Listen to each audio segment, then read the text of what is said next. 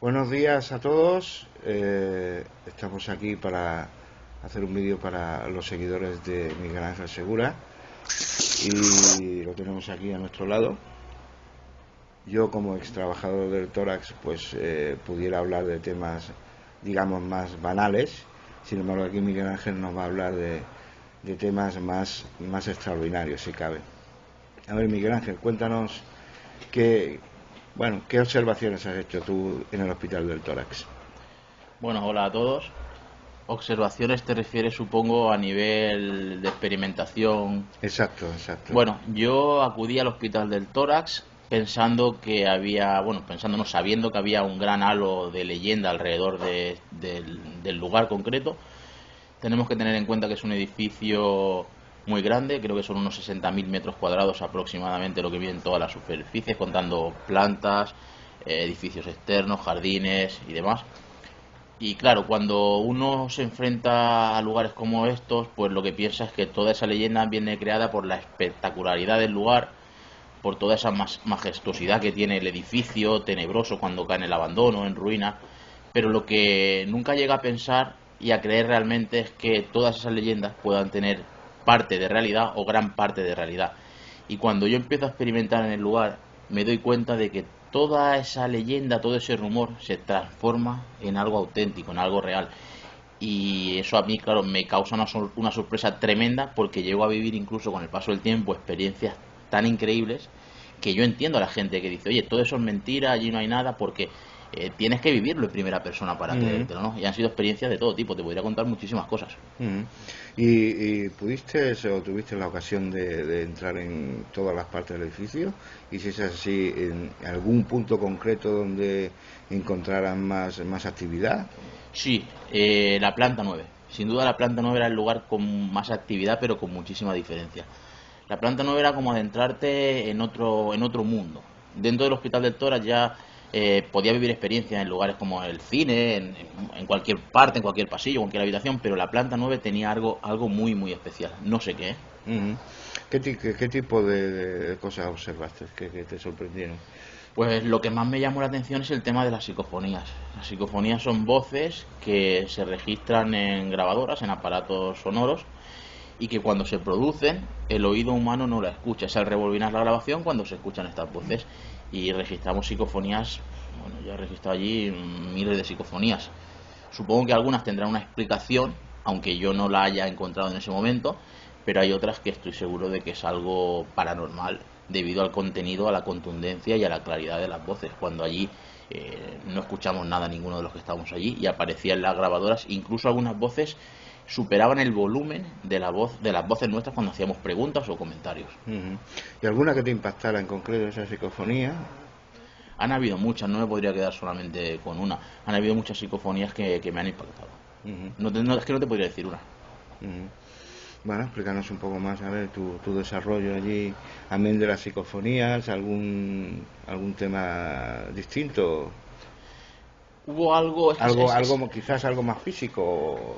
en tema de, por ejemplo, de apariciones y demás, yo no he sido testigo de apariciones fantasmales, más allá de a lo mejor ver alguna sombra o algo que, bueno, puede ser también una mala interpretación que te juega a la vista, porque claro, sobre todo si estás de noche, vas con la linterna, un juego de luces puede hacer que veas una sombra que en realidad pues tiene una explicación, ¿no? Mm, En tema de apariciones no he sido testigo de nada concreto así destacable ujú, en el Hospital del Tórax. En otros lugares sí, pero en el Hospital del Tórax no. Lo que sí que te puedo decir es que es algo que quiero dejar claro, que yo antes, cuando me dedicaba profundamente a estos temas, yo practicaba la Ouija sin saber lo que realmente era la Ouija ni los peligros que tenía la Ouija.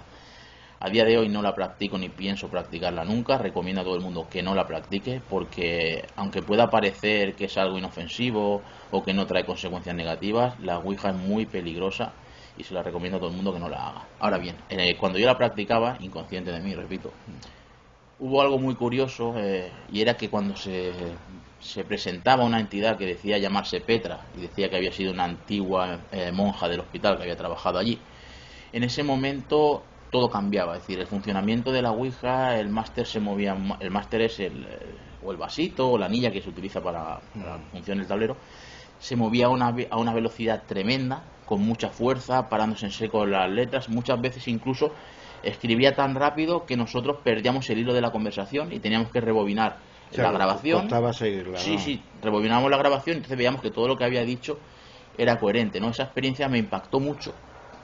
Esas experiencias que tuvimos a raíz de que se manifestaba esta supuesta entidad que se llamaba Petra, nos impactaba mucho porque era como si todo cambiase, como si el rol cambiase, ¿no? Como si realmente entrase algo con mucha fuerza y con mucho poder. Y después también me ocurrió algo con Cuarto Milenio, que fue en la capilla del hospital realizando otra sesión, y fue que al reportero que venía, Juan G. Vallejo, se presentó también una entidad que decía que se llama Rosa, y que también había trabajado en el Hospital del Tórax como enfermera y que había fallecido allí, y dio datos sobre él, sobre sus aficiones, sobre sus viajes que nosotros desconocíamos. Claro, y el reportero se quedó parado diciendo, ¿cómo puede ser que me esté diciendo esto? Dice, porque ninguno de los participantes, de los que estábamos allí, sabíamos nada de lo que esta entidad le estaba diciendo al reportero, ¿no? Algo que, claro, a él le impactó mucho y de alguna forma le corroboró la veracidad de todos estos temas. Sí, eso quiere decir que realmente algo pudiera existir, porque si no conocía los detalles propios de este reportero, pues claro, de alguna manera los tenía que saber, ¿no?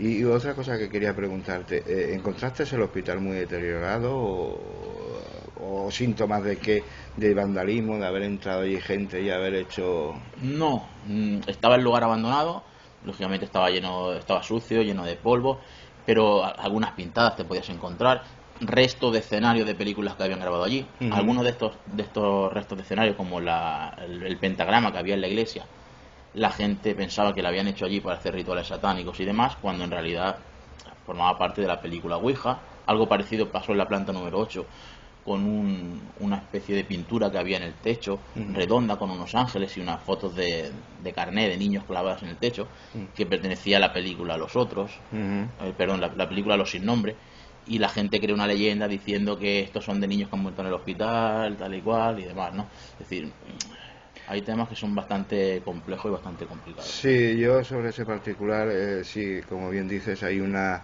leyenda de que sí allí había niños y tal, ¿no? Entonces yo puedo corroborar con todo de que jamás hubo niños allí.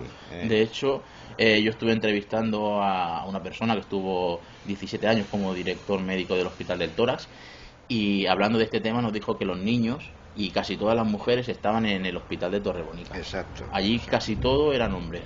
Exacto. Yo en todos los años que trabajé en aquel hospital jamás hubo niños ingresados. De hecho, raramente entraba ningún niño, aunque fuera como visita.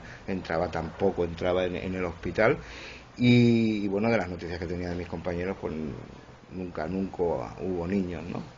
Entonces, bueno, pues hay una leyenda urbana como el tema de los fetos, ¿no? O sea, se habla de los fetos, que se hacían experimentos con fetos. No, señor, allí no se hacían experimentos con fetos.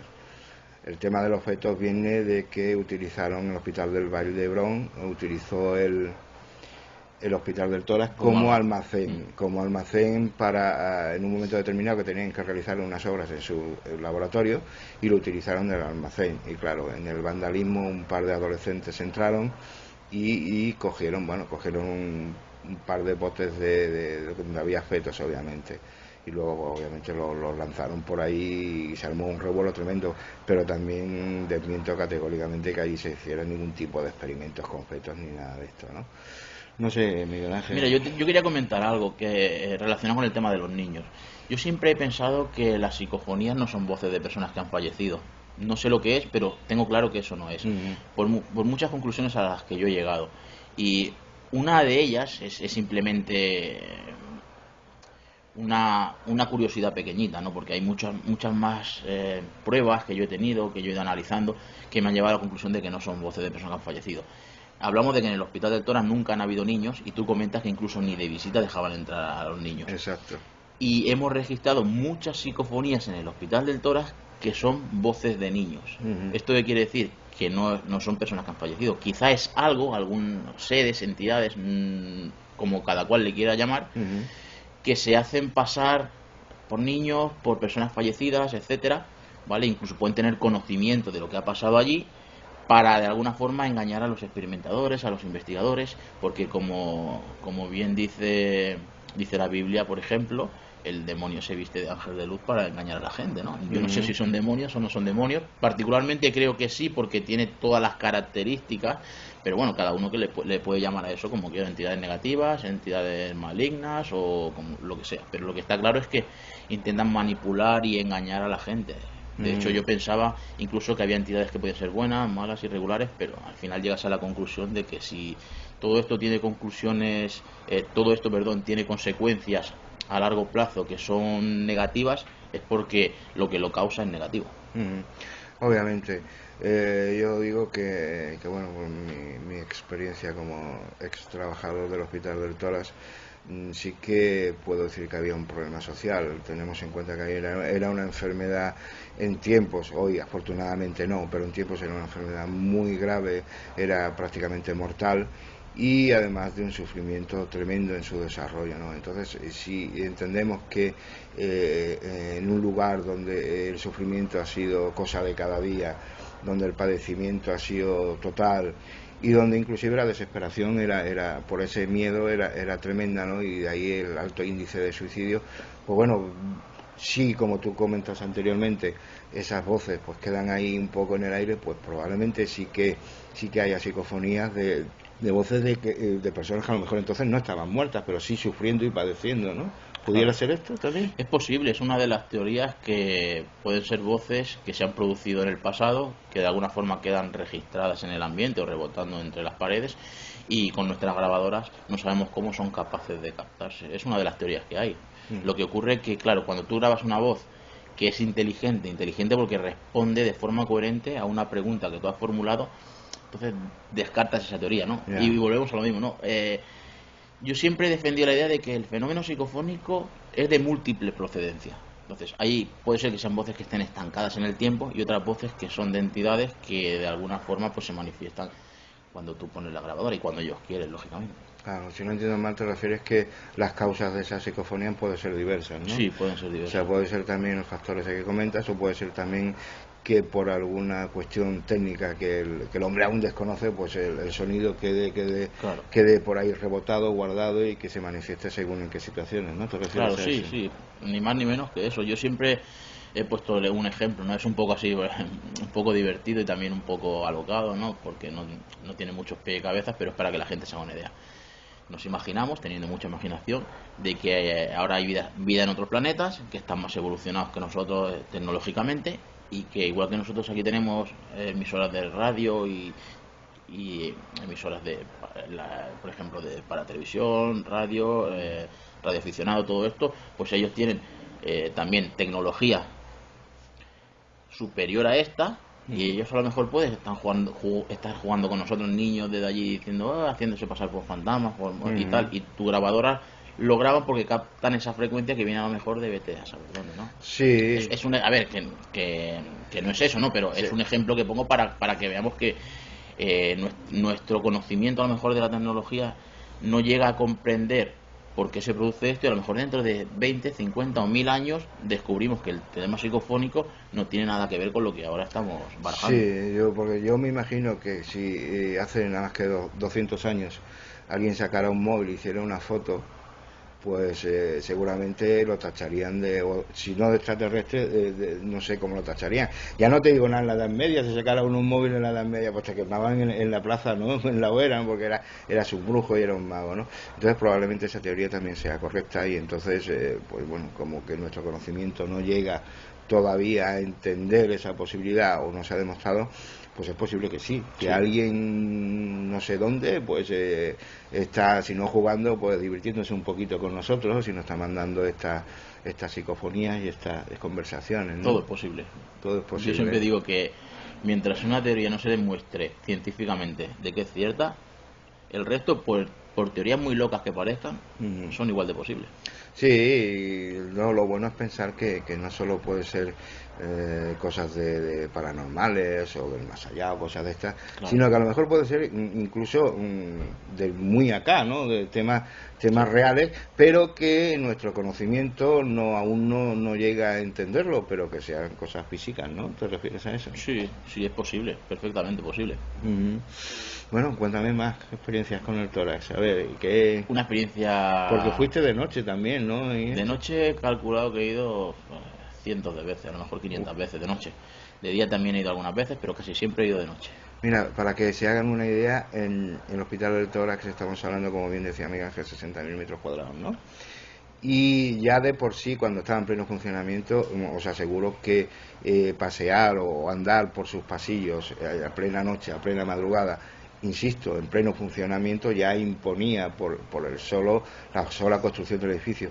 Pues no me imagino yo cómo sería cuando estaba deshabitado y no había nadie, ¿no? Bueno, entonces, ya de por sí debe impresionar. Al principio lo pasaba bastante mal, no por miedo, sino porque vas inquieto. Uf, ¿qué me puedo encontrar aquí? Sobre todo con las leyendas, con experiencias que has tenido, pero llegó un momento en el que aquello era como mi casa. Yo me conocía el Hospital del Tórax como la palma de mi mano, de tantas veces que había entrado. Y entraba tan tranquilo. De hecho, una vez entré solo a las 4:30 de la mañana. Entré en el hospital, que conocía al vigilante que estaba en aquella época. Oye, voy a subir a grabar unas psicofonías y demás. Vale. Entré sobre las 4:30 de la mañana, con grabadora en mano, iba grabando, haciendo preguntas, y yo empiezo a escuchar siempre golpes y portazos muy fuertes que se producen delante de mí. Y al principio digo, no hace viento, algunos golpes y portazos se producían en habitaciones que no tenían acceso a balcón ni nada. Y pensé, digo, aquí puede haber gente que me ha visto entrar y me está gastando una broma. Para descartar esto, sabes que tenía 5 escaleras, creo que era el Hospital del Tórax, un montón de pasillos, habitaciones. Yo iba cambiando de escalera, de pasillo, de recorrido, y los golpes siempre eran delante de donde yo estaba. Siempre delante, nunca detrás. En ese momento yo dije, aquí no hay gente que me quiera gastar una broma, porque de ser así, los golpes vendrían siempre detrás, porque esa gente me iría siguiendo. Estuve como una hora y media aproximadamente, y ahí tengo que reconocer que ahí sí que sentí miedo y dije, vámonos. Creo que ha sido la única vez que he sentido miedo en el hospital. ¿Y por qué? ¿Por qué planta? ¿Alguna planta en concreto? Empecé subiendo por la planta 3, que era la entrada principal, Sí. y de ahí llegué hasta la planta 5 o 6 aproximadamente. Vale. Porque en la 5 estaban lo que eran las consultas externas, estaba el laboratorio, y en la 4 estaba quirófanos. En la 4 estaba quirófanos, que hoy en día me consta que está tapiado, está cerrado. ¿Alguna experiencia así más tremenda en este aspecto? Mira, voy a contar una experiencia, pero que no la he tenido yo, y es para que nuestros amigos que están allá al otro lado se hagan una idea de lo peligroso que puede ser esto también a nivel de sugestión. Yo he estado grabando creo que estábamos en el cine, bueno, estábamos en las plantas inferiores, pero creo que estaba concretamente en el cine, sí, en grabando la -2. Sí, la que estamos abajo. Y cuando terminamos de grabar en el cine, subimos para arriba y me encontré una chica que venía corriendo, porque éramos 2 grupos y uno se fue a la planta 9. Y una chica que, bueno, no solía venir a investigar con nosotros, de hecho la conocíamos porque nos la habíamos encontrado alguna vez por allí y demás. Y la chica venía llorando, dice, ¿qué te pasa? Ay, que estaba haciendo la ouija. Digo, ¿pero qué ha pasado? ¿Qué ha pasado? Algo, que la ouija ha dicho mi nombre. Algo tan simple como eso hizo que la chica entrara en estado de pánico. ¿Eso tiene algún significado, que diga tu nombre o no? No, es decir, no tiene ningún significado no tiene específico. Ningún significado. Vale, perdón. Si estamos tú y yo, imagínate que lo que se comunica realmente es una inteligencia, una entidad que es inteligente, sabe cómo te llamas porque tú estás allí con más gente y te han llamado por tu nombre en varias ocasiones, entonces saben cómo te llamas. Es decir, la ouija lo que siempre tiende es a intentar jugar con tus miedos, tus traumas, tus ilusiones, te amenaza. Y cuando ve que eres una persona que está acostumbrada a experimentar con estos temas y que la amenaza te da igual, porque a mí me han dicho que me iban a matar 456.000 veces y sigo aquí, en ese momento que las amenazas no sirven para manipularte, ¿vale? En este caso sí, a la chica se sirvió, simplemente con decir su nombre ya la consiguió manipular y meter en un estado de pánico. Entonces lo que hace es darte de alguna forma muestras de grandeza a nivel paranormal. ¿Qué quiere decir eso? Superioridad, quizás. Superioridad en el sentido de pues manifestaciones aquí, allí, para que tú veas espectacularidad. Incluso te dan información de temas que tú desconoces, que luego investigas y te das cuenta de que esos temas o esa información que te han dado es real. ¿Para qué hacen esto a través de la ouija? Para ganarse tu confianza. El fin es manipular y engañar. Pero para el que no pueden amenazar y engañar directamente, lo que hacen es, de alguna forma, te voy a dar información, voy a hacer que cojas confianza conmigo, que repitas experiencia, y al final, cuando tengo confianza sobre ti, es cuando yo voy a intentar manipularte, ¿no? Entonces, quiero dejar claro que a nivel de sujeción también es muy peligroso.